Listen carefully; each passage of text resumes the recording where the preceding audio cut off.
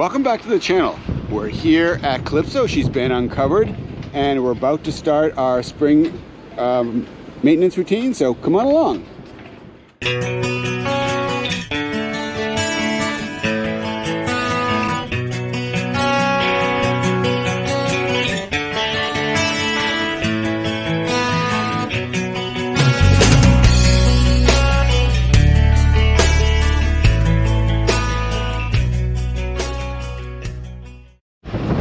We're here at Barton's Boatyard working on Calypso II, starting our spring projects, and there's a lot going on here.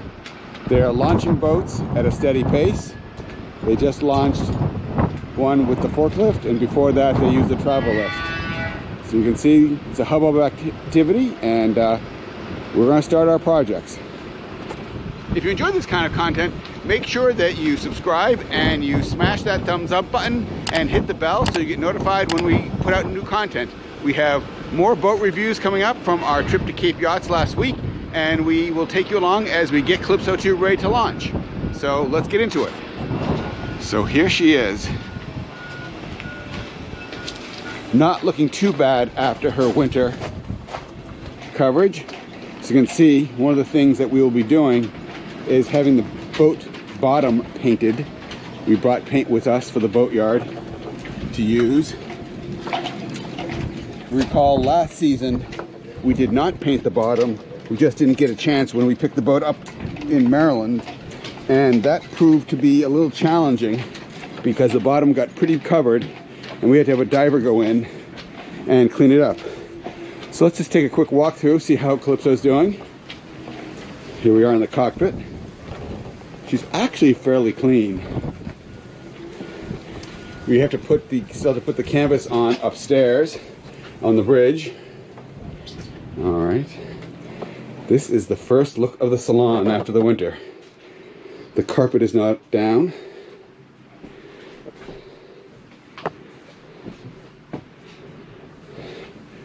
Looks pretty good though, I have to say. Going to have to do some cleanup.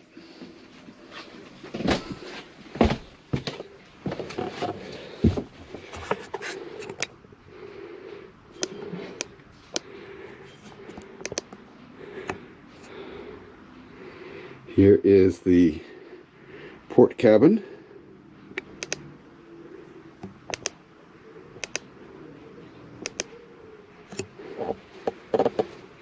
Heading into the forward cabin.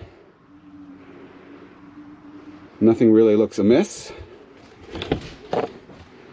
The head looks pretty good. And let's check the port head.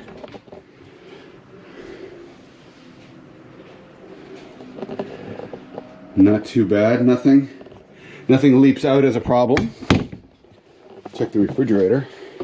Freezer first. Looks okay. Of course, there's no power on the boat. She's neither plugged in nor are there batteries on the boat. We have just ordered 4 new batteries for the boat. We will be doing an upcoming video on that, so stay tuned. Alrighty, so our first project of this spring is we need to change the zincs in the generator and in the 2 main Caterpillar engines.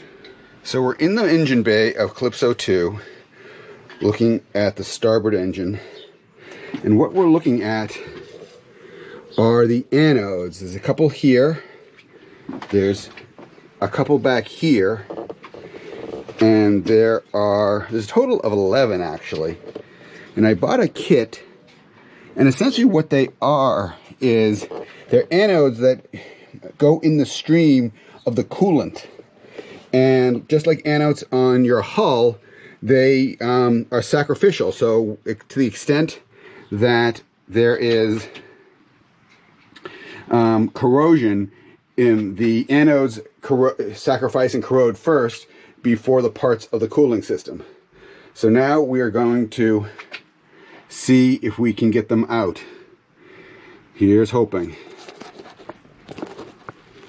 So we're going to start today by changing the impeller on the generator. So the generator has an impeller, and the water pump is right here. So we start by removing these 4 screws here, which you actually did a moment ago, and in the height of my excitement of doing this, I actually just changed it. So what we did was we removed all 4 screws with this plate, and then removed the old impeller, which is right here.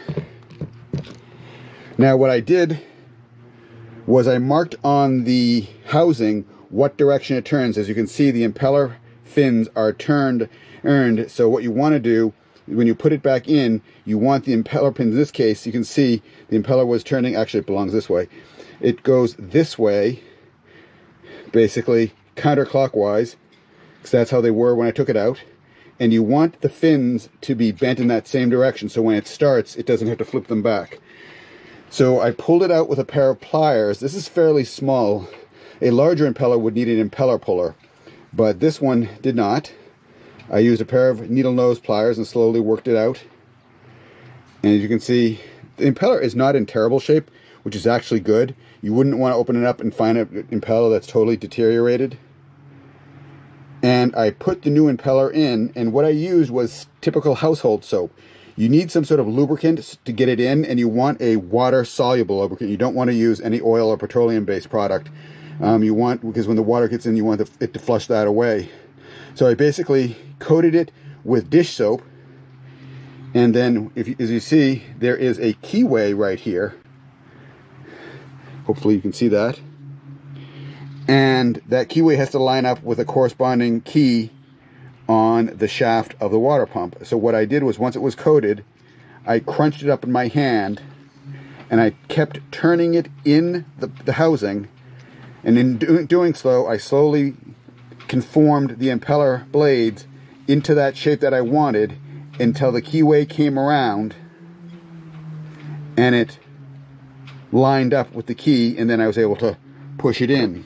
Now I will point out here that on this, while it's fairly accessible, as you can see, the water pump's here, there is a few wires in here, and these screws that hold it on happen to be Allen key, and they came out relatively easy, although it's a tight spot to get the Allen key in.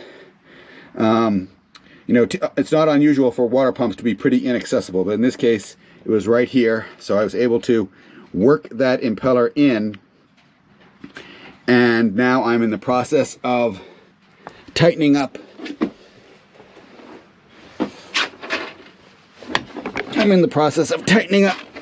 These screws, which, to be perfectly honest, is not an easy task, and certainly no easier with a camera in one hand.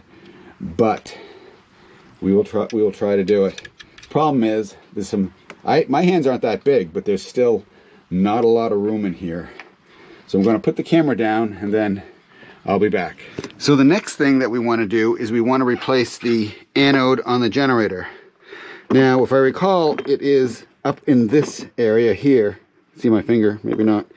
But I can't see it, so I need to go back to the engine diagram and take another look. The other thing also is the belt here is looking a little old, but what I don't see is a tensioner to allow me to slide the water pump to take the belt off. So that's also something I'm going to have to take a look at.